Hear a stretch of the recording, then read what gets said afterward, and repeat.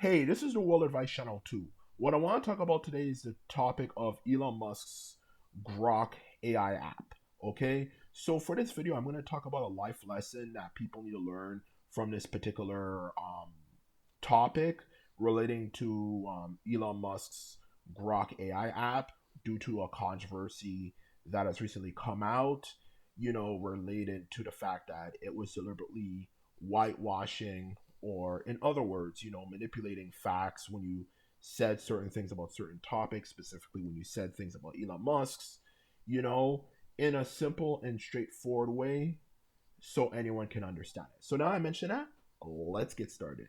So when it comes to the topic of Elon Musk's Grok AI app, what is the life lesson to learn? Well, the life lesson to learn is that the ones who usually tend to be the biggest criticizers tend to be the biggest hypocrites, okay? Because as we all know at this point, Elon Musk is definitely a right winger, okay? He's a right winger at this point. We all know he's a right winger, okay? To put it bluntly, okay? That's the truth about Elon Musk. So since Elon Musk is a right winger, okay, as we all know, right wingers, one of the biggest things they talk about is free speech, free speech, free speech, man, free speech, free speech. You know, let's fight against the liberals. They're trying to take away our freedom of speech and all that type of shit. You hear all the time. For crying out loud, okay? You hear about those stupid people all the freaking time, to put it bluntly, okay? And that's the truth of the matter about these people. Yet at the same time, when you look at Elon Musk's app, you know, um, you see that all the time he just put all this time and energy into not only creating this bullshit AI app, for that matter, but also puts a lot of time and effort into creating an app, you know, that makes it impossible for you to say anything negative about it. Like, this is a controversy that's just come out recently. Like, you would say certain things, like, for example, could Elon Musk beat up this person? It automatically say yes. Or Elon Musk, maybe something like, is he a criminal or something like that? And it would say definitely no, and blah, blah, blah, blah, blah, blah, blah, blah, blah, and all this type of stuff. You get the whole point. Like, in other words, it was definitely biased, not only to Elon Musk, but to certain topics that obviously Elon Musk would be very sensitive to. Okay, like South Africa and other things. Okay, so to continue on further elaborating what the lesson is, in full detail, which is the main point of this video, is that it just shows you that people who tend to talk the most and criticize others, in other words, tend to be the biggest hypocrites in life. Because this is one thing I've always learned about life. Or I should say, I've learned about life. And with seeing what's going on with the right wingers in the media and stuff, it just further proves it. The people who tend to talk the most shit and criticize you for your flaws, like just like in school, for example, pretty much you can kind of sum up reality, on a global stage with all the different types of things that happen in school, in all honesty, to be quite honest with you, in a lot of different ways.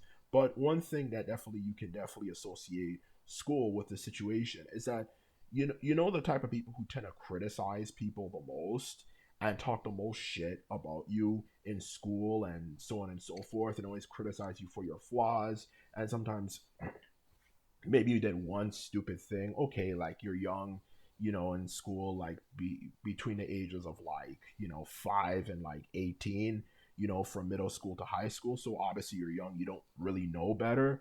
But regardless, anyway, they try to blow things out of proportion and stuff like that. And they talk the most shit, like those type of kids in school. Yet at the same time, you later find out, especially when you start maybe becoming more popular or even just relatively decently liked, you know, um, or whatnot for that matter, you start realizing that they themselves have their own skeletons in their closet, and they are into certain things that even you, at your worst point, would go like, I would never do something like that. And that's what I'm talking about here. And when it comes to reality with Elon Musk and a lot of these conservatives, they're the exact same. They all spend all this time complaining and talking about liberals are soft and this and that. But when you bring up certain topics, they get so offended. Whether you bring up things like, making fun of Jesus and stuff, because a lot of them have been complaining in recent times about like how people make fun of Jesus all the time. and all that type of stuff in the media to, maybe not being for people saying certain particular things, about like right wingers, specific right wingers or something like that, saying that's really taking things too far and yada yada yada, the whole 9 yards. That is an example of what I'm talking about, and this is the life lesson here. Okay, so in short, to sum up my life lesson in even greater detail, do not be too critical of yourself, because when people are critical of themselves because people speak the most shit about them and people talk about you badly, then they're probably worse, okay? Because the truth of the matter is, when you even look at history books, when it comes to things like censorship of media, aside from, of course, in recent times with the annoying woke left, when you actually look at the history of media, going back from like the 1950s all the way to the 2000s, all the stuff that these right wingers now say were classics, historically, right wingers hated that type of stuff, okay? That's the truth of the matter. They were always calling for media censorship. They wanted to censor the Beatles at one point because they said, because John Lennon said something about, he actually believed, he felt like he was more popular than Jesus. It was a big controversy at the time, which actually had many people destroy their Beatles albums, or it could be people thought Elvis Presley was too sexually provocative, which is so stupid, to even the whole hatred of violence in movies and movies in general, for that matter, as you can see with how controversial movies like Wild Western movies were in the past, with like people like Clint Eastwood and others for that matter, let alone, when drug movies became popular, movies, of course, relating to drug lords and stuff like that, like Scarface and all that type of stuff. Look it up yourself.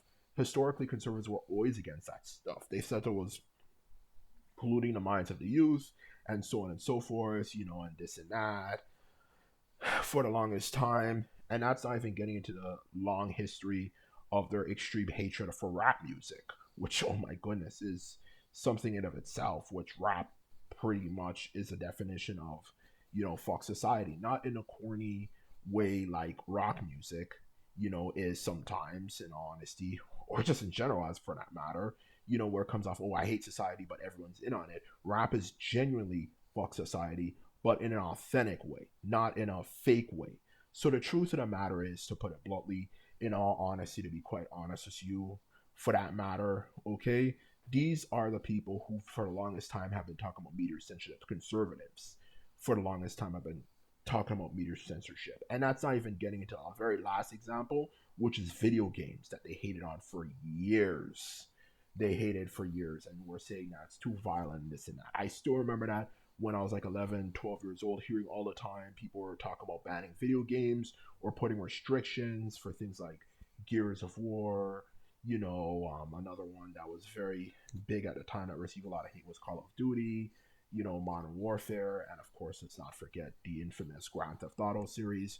So those are all the things that they were for, in all honesty. So who are they to tell us liberals, for example, that we're too soft, when they, the longest time, were trying to censor things, in all honesty. Now they're trying to call us soft and say that we get offended by everything. But no, you guys are the ones who get offended by everything, in honesty, for that matter, okay? So that's a good lesson to learn in life from this situation, okay? Because as the saying goes, okay, and this is from people who actually have been through a lot of shit, so they know the world for what it really is, like street gang members, mafia members, you know, cartel members.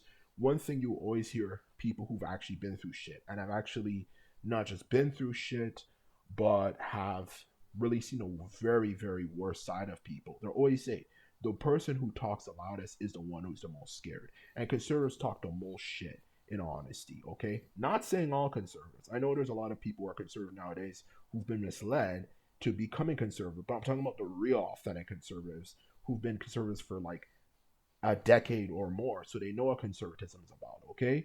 The truth about those type of people is they are hypocrites, for that matter, okay? And like back to what I was saying before, the point I was making, the one who talks the loudest is the one who's the most scared, okay? Because they talk the most shit, they talk all this crap all the time about everybody, and they try to bully people online, but they're doing it because they're scared, in all honesty, you know? So, in other words, they're hypocrites. And they have skeletons in their own closet, but they want to talk shit about liberals. So that's the truth of the matter. So anyway, this is my video. This is what I have to say. And just remember, if you like this video and videos like this, remember to sum this video up and hit the subscribe button. And that is all. Okay. So I hope you enjoyed it. So anyway, I am going to be heading out. So later.